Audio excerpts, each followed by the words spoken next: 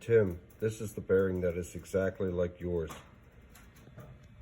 This is what you're going to adjust up on right here, this collar.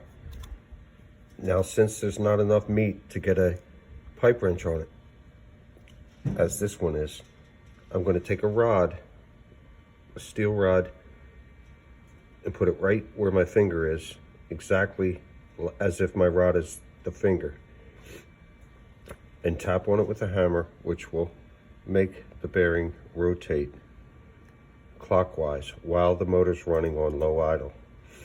Or you can run it, tighten up on it with the motor off like this one is, and just keep turning it by hand until the pipe wrench on the sprocket will not turn anymore and it locks up. Then you just back off just a hair, and that's all you need.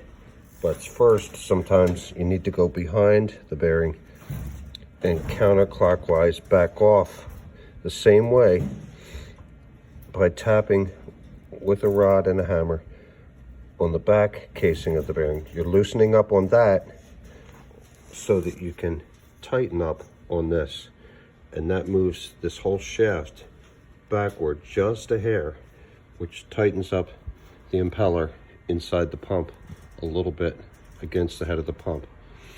All you're doing is tightening it up until it won't turn anymore, assuming that it turns freely now, and then back off just a hair.